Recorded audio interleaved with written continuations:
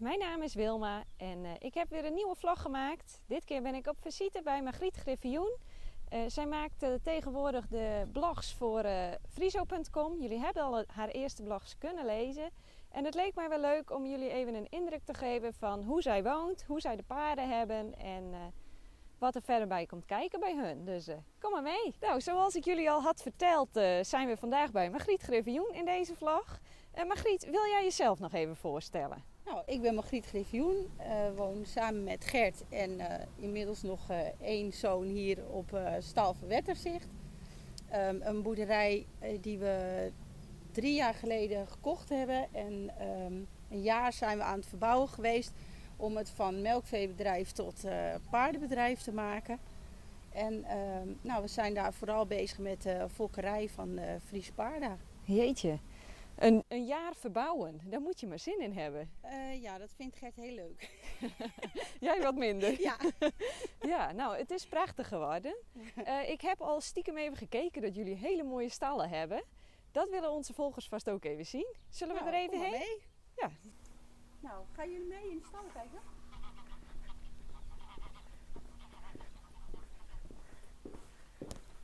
Hier doen wij het meeste met de paarden. Hebben de spoelplaats, zadelen ze altijd op. En we hebben hier een invoerbox voor als ze niet zo vertrouwd zijn. Meestal gebruiken we het niet, maar stel dat. Hier hebben we de tuigkamer. Ik zou net zeggen, de zadelkamer slaan we bijna over.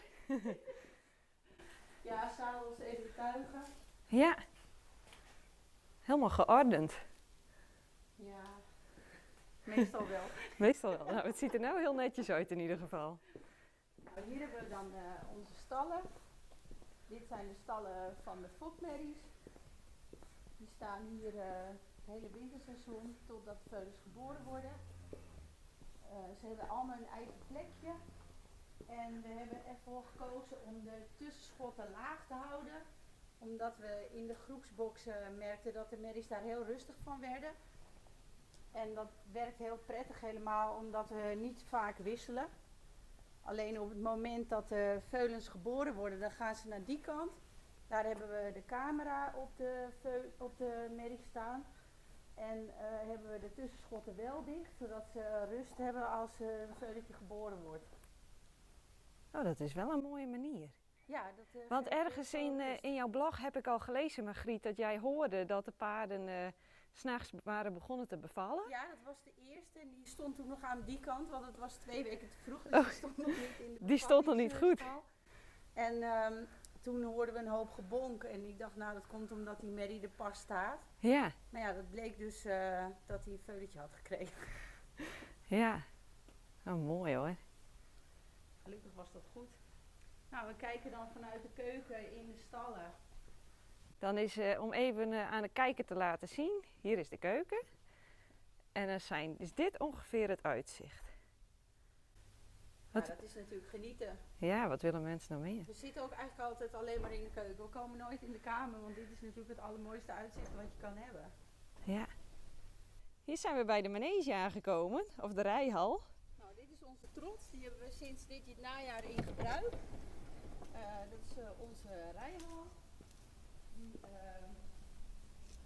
Die hebben we eigenlijk gemaakt vanuit de goedkeuring van Tijmen. Tijmen is hier geboren. Toen die geboren werd en uiteindelijk goedgekeurd werd, hadden we zoiets, wat gaan we daar nu mee doen? Toen we verkocht hadden. Ja. En toen hebben we besloten om er een rijhal van te bouwen, zodat we er allemaal plezier van hebben. En dat hebben we ook heel erg. Want we hebben nu 3 driejarige merries die pas beleerd zijn. Ja. En Christina Dijkstra die helpt ons nu 2 ochtenden in de week. En dan worden al die jonge paarden en nog andere merries door haar bereden. Oké. Daarnaast rijdt Mats Ferdinands bij ons. En Emma die ment dan met de paarden. En dat doen Gert en ik zelf ook. Ja. En Amrins die loopt stage en die rijdt ook op paarden. En die gaan we bijna kwijtraken, want die is geslaagd voor de opleiding. En dan gaat ze op de Schelling wonen. Goh, prachtig dat ze geslaagd is, maar daar moeten jullie... Bijna, nee, dat gaat wel lukken. En straks vanmiddag hebben we, dat is dan een van de eindexamen onderdelen, heeft ze een clinic georganiseerd. Dan komt Christina hier lesgeven en dan Kom jij ook?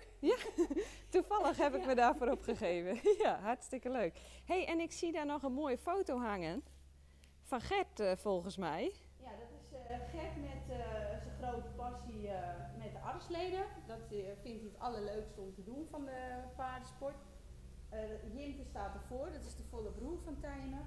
En vorig jaar toen lag sneeuw bij Sint-Niek en toen kon hij eindelijk los. Ja, Want het is natuurlijk in Nederland niet zo heel vaak dat je met de armsleden erop uit kan.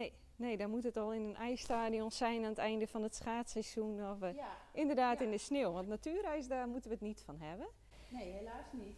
Hey, en daarnaast zijn jullie ook nog actief rijder bij de Friese Quadrille. Ja, dat is natuurlijk helemaal een hele mooie bijkomstigheid. Ja, Daar rijden we nu sinds een aantal jaren bij. En dat was voor ons gewoon een fantastische kans om heel erg veel mensen in Friesland te leren kennen toen wij vanuit het midden van Nederland hierheen gingen verhuizen. ja, En het is een hele mooie groep om bij te zijn en allemaal met dezelfde passie. ja. Dat matcht dan weer helemaal. Ja, het is echt, Zo'n dag zal heel ook vaak bijzonder. over paarden gaan, denk ik wel Ja, eens. zeker. Ja, nou hartstikke mooi. Zullen we nog even bij de jonge paarden kijken? Ja, dat is goed. Nou, kom mee.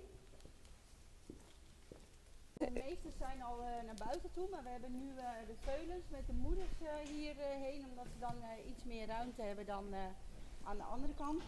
En dan kunnen we ook wat omschuiven, dat de merries die hier stonden, die ook een veulen krijgen, weer naar die kant worden gezet.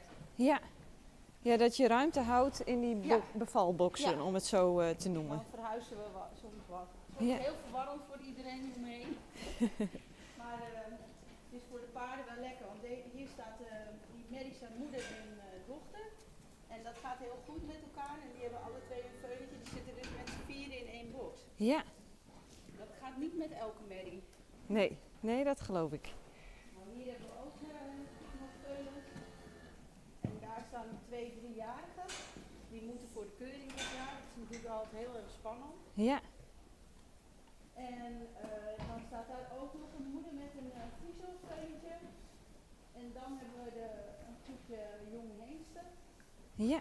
Die gaan als het goed is vandaag het land in. Oh, wat spannend. Die zijn gisteren bekapt.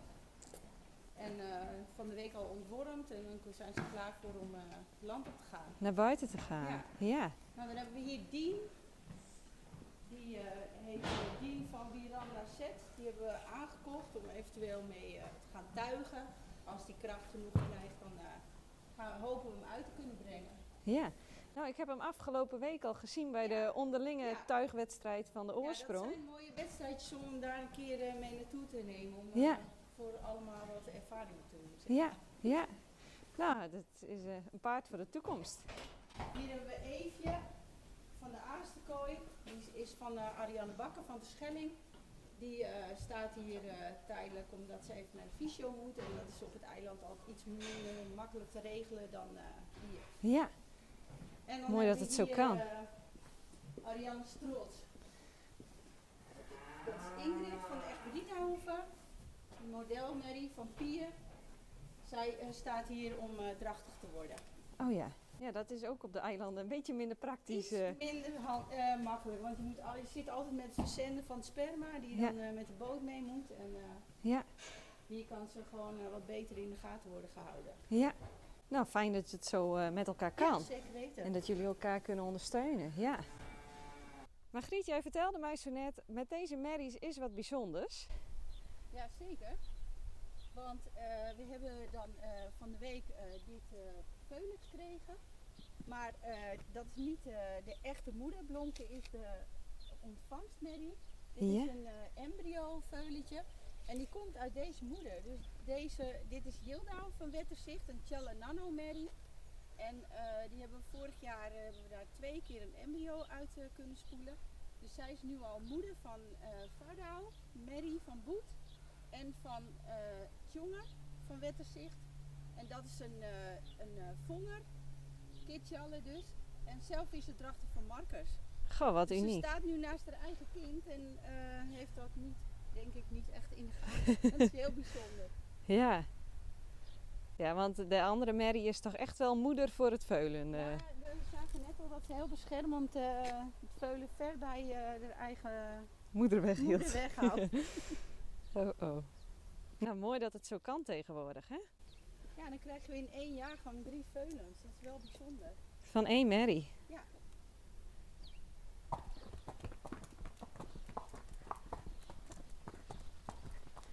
Bedankt voor het kijken. Ik hoop dat jullie dit een leuke vlog vonden en tot de volgende keer.